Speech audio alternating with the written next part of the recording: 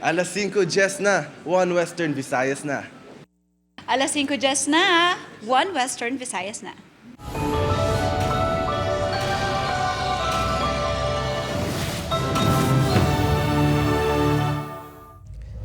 Mga balitang atong tutukan subong nga Webes, mga gamit sa disaster response sa Western Visayas nakahanda na sa posible epekto sa bagyo Opong kaghabagat umpisa subong nga hapon.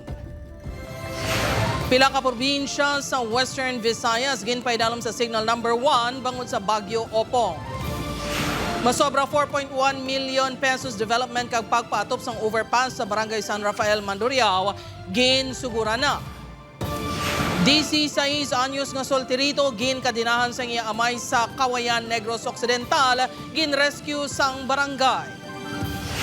Pagpangawat sang duha ka lalaki sang duha ka kanding sa Pototan, Iloilo nahulikam. Kag 7 ka balay na sunog sa barangay Our Lady of Lourdes haro kahapon, masobra 1.8 million pesos na lista nga danyos.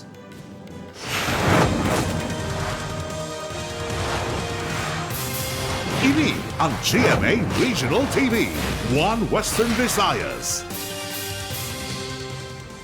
Mayong hapon Western Visayas kag Negros Occidental, pila ka probinsya sa Western Visayas ginpaidalom na sa Tropical Cyclone Wind Signal number 1 bangon sa Bagyo Opong. Si Zen Kilantang Sasa nakatutok live sa Santo Niño Sur, Arevalo sa Iloilo City. Zen?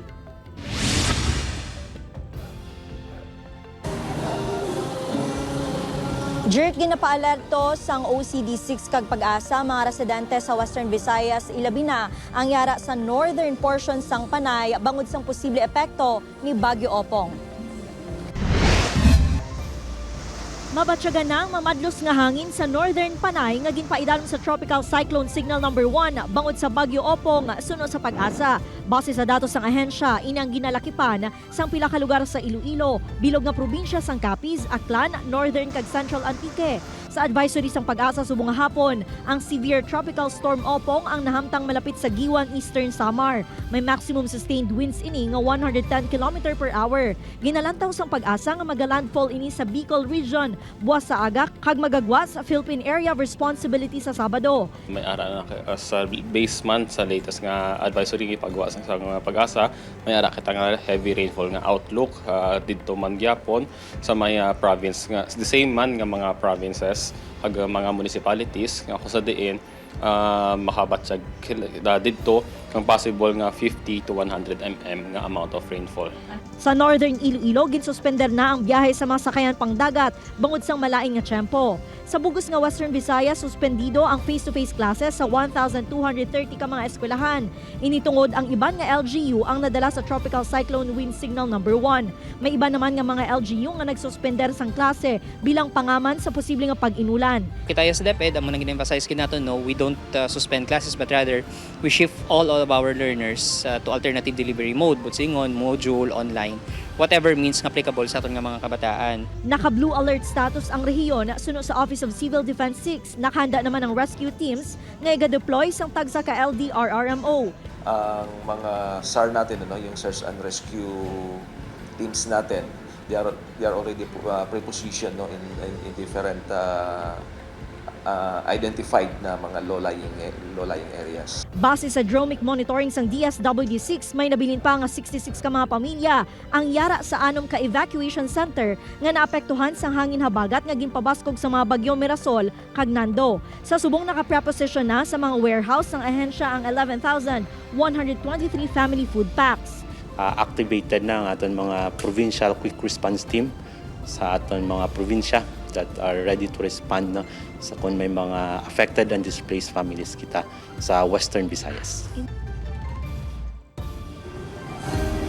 Jerk as of 5 p.m. ginpaidalom na sang RDRRMC6 sa red alert status ang Operation Center bangod sa Bagyo Opong. Ginabisuhan man ang publiko nga padayon sa pagbantay sa weather advisory agud magiyahan sa lakat sang panahon.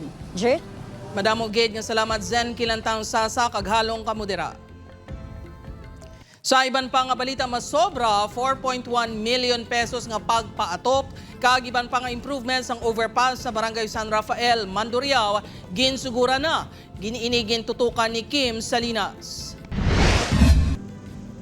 Ginapatigayon na subong ang pagpaatop kagiman pa nga improvement works sa pedestrian overpass sa Diversion Road sa Barangay San Rafael, Mandurriao. Apisar ginaabi-abi ini sa pila ka Ilonggo, may mga nagapamangkot naman kung nga subong lang inigin patuman. Ang improvement works ang ginpondohan sang 2024 pa sa idalom sang supplemental budget number 2. Mas nami gid nga man atop, tapos daw safe gid saya kung may atop, di ba? Dito sa pihak nga na may atop to yati kundi nami ang pag-agi-agi nga subong lang ni na atopan nga ginlipas pa nila ang pila ka tuig. May mga nagakatingalaman kung nga nagdangat gid sa 4.1 million pesos ang budget sang proyekto. Patag sang Iloilo City Engineer's Office, hindi lang pagpatop ang pagaymon sa overpass. Nalakip diri ang pagpatiles sang hagdan, pag-repaint sang steel railings kag pagbutang sang suga. Sa datos ng opisina, ang masobra 1.4 million pesos ang makadto sa pagpatop sang overpass. Masobra 600,000 pesos naman ang makadto sa steelworks. Masobra 445,000 pesos sa electrical works. Masobra 415,000 pesos sa tileworks. Kag iban pa. Bali dira kami nagbase sa plan gin obrantang plano nga amo nang ulukrawon. Tapos nag-estimate kami isang quantity kung ano nga material ang gamiton, may mga presyo man kami nang gingamit nga araman sa price list. Suno sa CEO, hindi man maapektuhan ang dalagan sa trapiko sa ginaobra sa overpass. Disyembre 8, 2025 target nga matapos ang proyekto. Ang overpass ang may elevator nga pila na ka beses nga nagawa. Subong gani, under maintenance naman ini. Apang suno sa CEO, wala ini malakip sa improvement works. Wala madala sir kay pag-funding sa nga muna, tanan naman ay ang elevator. Kagin-din lang din ang budget na pagbapuhon. Upod Carmel Porquia, Kim Salinas, 1 Western Visayas. Para sa dugang nga mga balita sa Negros kag Panay, mangin kaupod ta si Adrian Prietos. Adrian? Maraming salamat, Church, mga kapuso sa Negros Occidental. 16 anyos na solterito, yung ginareklamo sang pagpangawat. Ginakadinahan sang iamay sa banwas sang kawayan. Yaring balita nga itong gintutukan. Nakakadena sa kamot kag tiil ang 16 anyos na solterito. Ginauyatan ini sa kamot sang isa pa kalalaki kag gamit ang pliers, ginakakasini ang kadena sa iya makamot. Ining kabahin sa pag-rescue sa solterito sang barangay official sa Tuyom, Kawayan. Ang lalaki nga nagakakasa kadena ang amay mismo sang solterito. Natukiban sang barangay nga ginakadinahan ini sang tatay bangod sa ginapahayag pagpangawat sini. Ang ina siya nga bata pala, may case naman gina siya nga daw inang pangawat. So, hindi niya makontrol ang iya kaugalingon. Kapila sila mag-start kundiin because nga ang ilang mga neighbor, ginapetisyonan sila. Kapila na siya magwa, makabuhi siya. Ang iya balang pamatasan, pag madakpan siya, do ka inosente sa iya. Pero kung makagwa naman siya, ka-wild. Sa records ng barangay, sa Masami, mga bayo, tsinelas kang iban pa nga pagkabutang sa panimalay ang ginakawat sang solterito. Sa pahayag sang amay sa barangay officials, ginakadinahan niyang solterito para hindi na makapamerwisyo pa sa ibang residente. Ang amay ginkadina niya for the purpose, for his safety. Kahit may threat na nasa yes, ang purpose man namon, kasi masunod sa due process, ang DSWD i-assess kag ibutang siya kung diin siya dapat nga for rehab. Natala na nga turnover ang solterito sa MSWDO para sa assessment. Ginpaidalom na sa counseling ang amay kung sa diin na ibaluan nga isahanon lang nga ginatatapsini ang 5 ka mga anak bangod sa Manila nagatrabaho ang Iloiloy. Ginatingwahan pa sa news team nga makuhaan sa pahayag ang MSWDO. Suno sa isa ka psychologist, may iban pa nga pamaagi, agud madisiplina ang mga kaangay sang solterito. Hindi na siya, amo lang na ang paagi. Like you chain the kid or hindi mo siya pagwaon and the like. Nami gid nga mga kabuli ka man unas barangay, then barangay will also refer to the local government. The human dignity should all be respected. Pero ikaw bitate ang bata mo nagamusina, I think it's best na mga kabuli kay for sure hindi mo siya masarangan. Adrian Prietos, 1 Western Visayas. Pagpangawat sa mga kanding sang duwa ka lalaki sa Putotan, Iloilo na hulikam. Duwa pa kakaso sang kinawatay na record man sa barangay. Si John Sala nakatutok. Makita sa CCTV footage ngayon nga sa ugsaran sa pamilya Tane sa barangay Malusgod, Putotan, Iloilo ang duwa ka lalaki nga nagapalapit sa kurungan sang kanding. Matiun-tiun pa, nagsulod ang duwa. Makitaan man nga sundanay ang mga ini nga nagwa. Tagsa sa ila, may isa ka kandi nga ginaguyod. Ang insidente nagluntad Setyembre 23 ang kagahon. Gintanaw namo sang Mayo ang kwan, hindi namon maklaro ang personal katabo. Hindi namon makwan kung taga dira o kung taga diin nga mga area. Nagpaiway nga magpa-interview ang tag-iya apang na-report na kuno sa kapulisan ang natabo.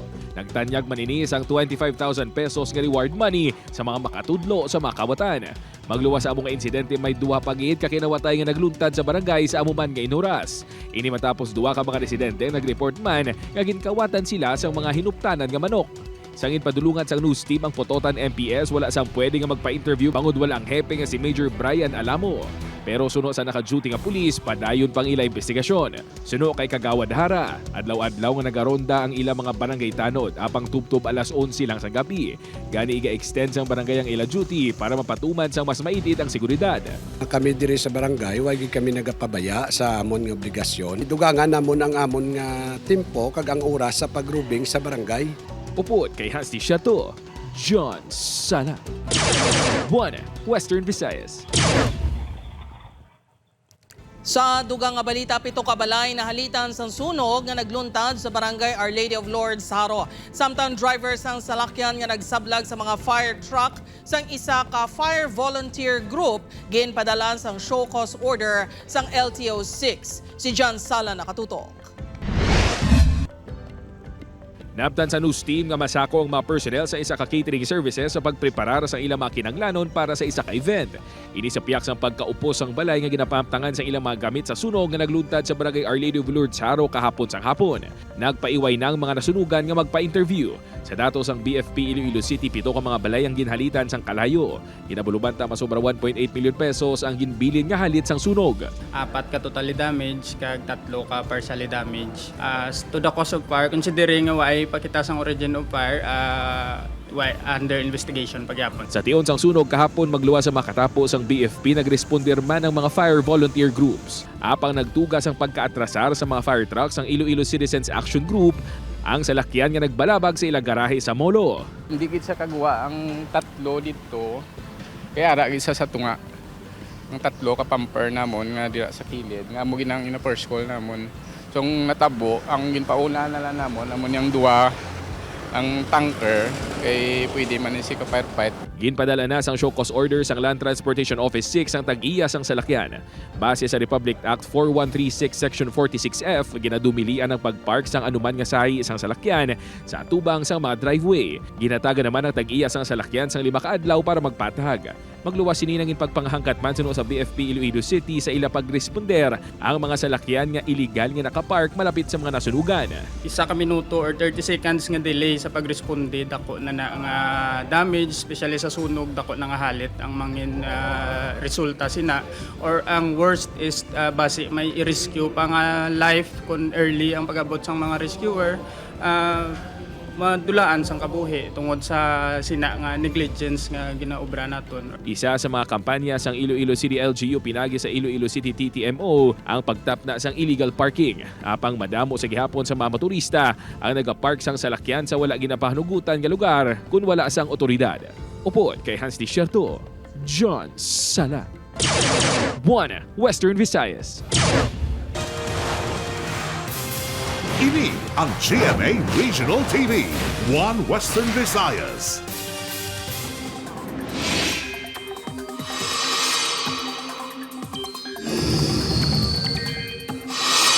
Kapuso Balantayan, madamo nga lugar ang ginpaidalom sa wind signal samtang nagapalapit ang Bagyo Opong sa Eastern Visayas kag sa bahin sang Southern Luzon area. Signal number 3 sa northern kag eastern portions sang Northern Samar kag sa northern portion sa Eastern Samar. Signal number 2 naman sa iban nga bahin sa Samar Provinces, Bicol Region, kag pinakalugar sa Quezon. Signal number 1 naman sa dakong nga bahin sa Central kag Southern Luzon, Metro Manila, kag pinakalugar sa Southern ukod sa Northern Luzon. Suno pa sa pag-asa, posible nga maglandfall ang bagyo sa Northern Samar buwas ng kagahon, kag sunod nga iguon ang Bicol Region sa aga ukon hapon. Magalabay man ang bagyo sa Southern Luzon, kag posible ini nga magwa sa par sa Sabado sang hapon ukon gabi. May posibilidad pa nga magbagong track sang bagyo. Gani magbantay lang sa mga masunod nga bulletin sa pag-asa. Ginapabaskog na sang bagyo Opong ang habagat nga magadalas ang pagulan sa madamong nga lugar sa pungsod. Base naman sa datos sa Metro Weather, may pag-ulan sa halos bugos sa Western Visayas ug Negros Island Region. Posible man ang pag-ulan sa nabiling nga bahin sang pungsod. Mga kapuso, ginsaylo na sa DepEd District Office sa Zaraga, Iloilo ang District Supervisors ng DepEd sa Leganes nga si Dr. Rowena Kalimpong. Ini ang ginkumpirmar ni Schools Division Superintendent Dr. Ernesto Servillon Jr. Personal nga napakigangutan sa news team si Dr. Servillon apang nagpaiway ini nga magatubang sa kamera. Ginkumpirmar naman sini nga ginsaylo na si Dr. Kalimpong sa banwa sang Zaraga epektibo kahapon. Siya ang ginbuslan ni Dr. Maria Leni Araneta nga amo naman ang anay District Supervisor sang Zaraga. Si Dr. Kalimpong ang ginreklamo sang Parents Teachers Association kag siyam ka school heads sang Leganes bangod sa ginaligar hindi maayo nga pagdumala sini sa mga eskwelahan. Ang mga akusasyon ang ginpanginwala naman ni Dr. Kalimpong. Ginpahayag ni Dr. Servillon nga magapagwa sang official statement ang SDO Iloilo angot diri. Ang reassignment niya na-receive na, so balik man Japon kita sa servisyo and amo man ang hambal ni Doc sa aton even at that time nga pending ini nga issue. Ang instruction niya sa amon is padayon man Japon sa ang aton nga mga serbisyo sa publiko pag sa mga pumuluyo sa Iloilo.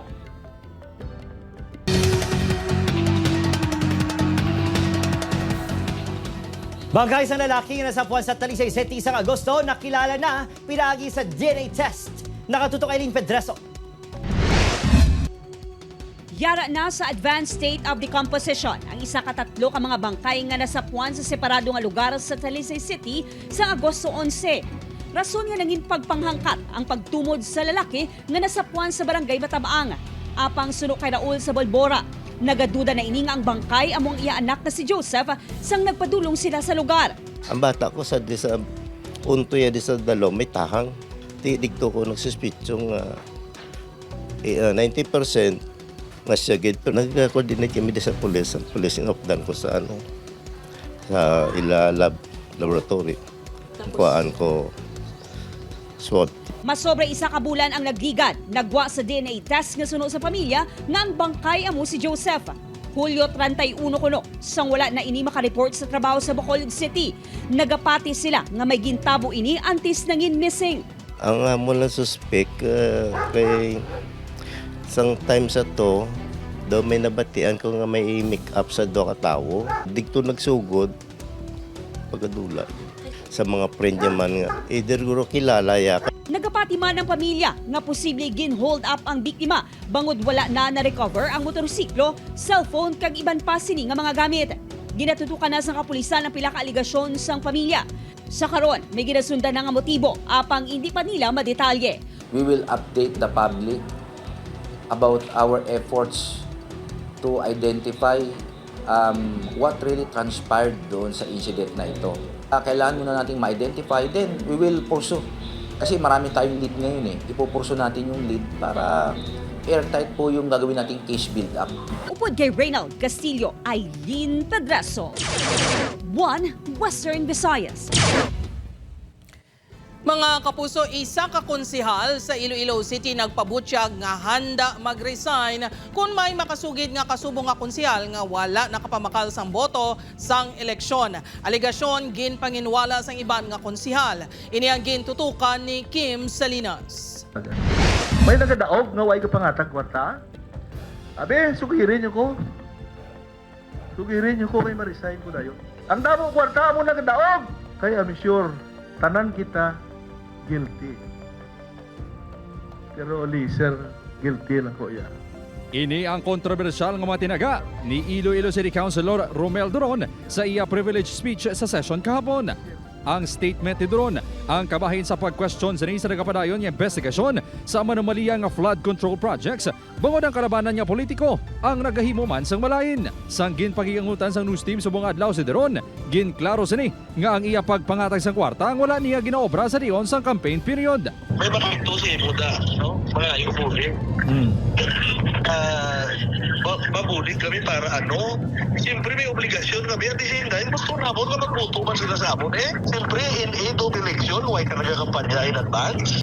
Ang nangin pahayag sini sa sesyon, ang ginpanginwala man sang pila sini kakaupdanan sa konseho. Si Councilor Doron, he is entitled to his own experience, opinion. Pero ako, nagdoog ko sa pagkakonsyal ko not because nangatag ko kwarta.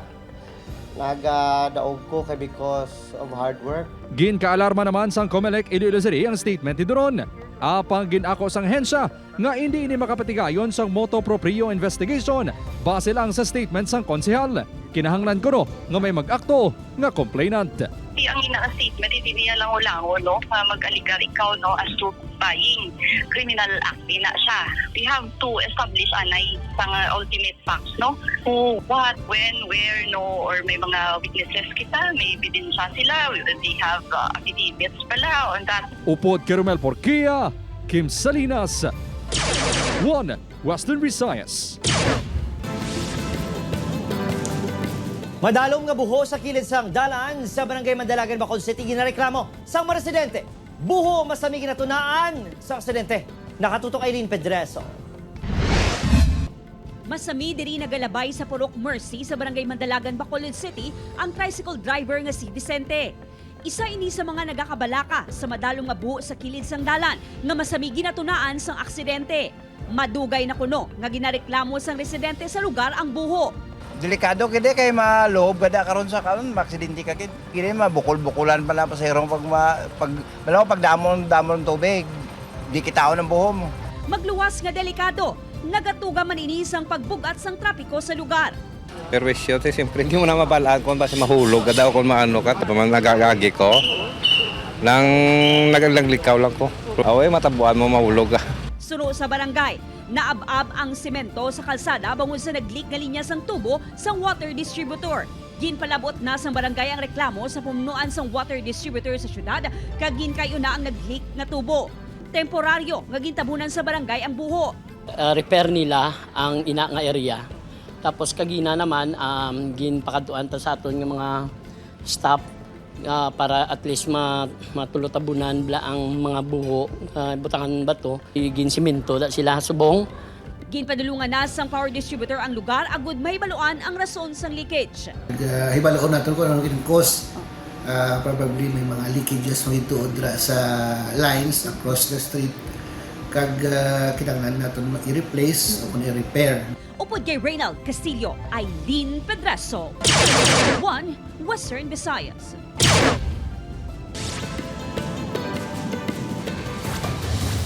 Wala na sang kabuhisan na sapuan ang isa ka lalaki sa baybayon malapit sa barangay Baybay, Tangalan, Aklan, base sa pagpangusisa sang Tangalan MPS. Ang lalaki ang ginkilala kay alias Mikey. Ginabuluban ta nagapangidaron sang hindi magdubo sa 30 anyos, kag tumandok sang banwa sa Numancia. Ang lalaki ang ginapatihan nga nalumos, apang wala pa mahisayran kung paano. Wala sa nakita ng kapulisan nga indikasyon sang foul play, apang ginahulat pa ang desisyon sa mga himata sa lalaki kung ipaidalo mini sa autopsy. Binawian sang kabuhi ang 21 anyos nga college student bangod sa igo sang bala sa ulo. Sa sulod sa isa ka simbahan sa Pasay City, Iloilo, ang bangkay sinanasapuan sang caretaker sa simbahan nga among nakabati sang lupok samtang nagapanilo. Gindala pa ini sa ospital apang gindeklarar nga dead on arrival. Nagagwa sa investigasyon sa kapulisan nga biktima man ang nakapalupok sang pusil nga nagigo sa iya. Sa isa ka pahayag, ginkasubo naman sa simbahan ang insidente kag nagapakiguunong ini sa mga himata sang estudyante. Ini ang GMA Regional TV, 1 Western Visayas.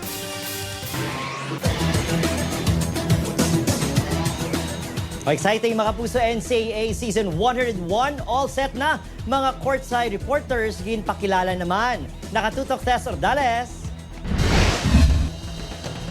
All set na ang tanan para sa NCAA Season 101 nga magsugod na sa October 21, 2025 sa media launch ginbida sa NCAA Management Committee members ang bago nga format para sa games. Dati kasi pagka sa elimination, naka 10 to 12 weeks, alam na eh. Hindi pa tapos, alam na kung sino yung papasok sa Final Four. So itong bagong format, ang hirap i-determine. It would really be consistency over complacency. So I hope that all the teams are really preparing for all the games because every game would count. Dapat man kuno bantayan ang pag-officiate sa mga games upang season. Ang mga team masako na sa pag-ensayo kapag panghanda. Before we were underdogs and now we got our chip on our shoulder. Challenge yun to do better from last year and to keep us going talaga. Samtang kadungan sa openings ng NCAA Senior Basketball ang pagsugod ng mga ansang juniors basketball. It's a challenge for us to prepare. We need to really mas maging refine yung training namin. Hindi lang member schools na nagapanghanda, ang teams ng official partners ng Liga all-out naman ang preparation. Sa isang event kahapon, ginpakilala ang mga magadulong sa istorya sa news teams kag players halin sa sidelines. Ang courtside reporters sa mga season ang kombinasyon sa mga nagbalalik ang mga bagong nga pangalan. Well-represented man ang kada batch, humalin sang gin-cover sa GMA ang NCAA Season 97. Returning courtside reporters na Chantal Laude kag Karima Reyes. Padayon ng NCAA journey na Flo Del Agua, Glycel Galpo kag Christine San Agustin. New courtside reporters na Aaron D, Tatjana Austria kag Bianca Tagada. Tess Ordales. 1 Western Visayas. Mga kapuso, opisyal na nga ginmando sa Department of Health Central Office ang pagbawi sa reassignment ng Medical Center Chief sa Western Visayas Medical Center. Suno sa spokesperson sa WVMC, nagpagwa na sa Department Personnel Order si DOH Secretary Teodoro Herbosa nga nagarescind uko nagapauntat sa unang mando nga ginpagwa sa ahensya nga tuyo nga pagsaylo kay Dr. Joseph D. Nicolo sa Labuan General Hospital sa Zamboanga. Kaangot sini magapadayon sa iya mga responsibilidad kag buluhaton sa WVMC si Dr. Nicolo.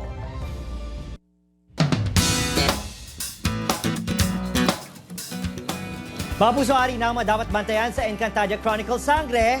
Si Tera kilalahon ni Mitena bilang Naya, kag pagkatawgo naman ni Tera si Mitena bilang Samina. Makuha na bala ni Tera ang pagsalig ni Mitena bilang Iya Abyan. Apang si Tera pagadudahan sang kaupod niyo mga sangre. Mga puso, bantayan inatanan sa Encantadia Chronicle Sangre 8 p.m. pagkatapos sa 24 oras.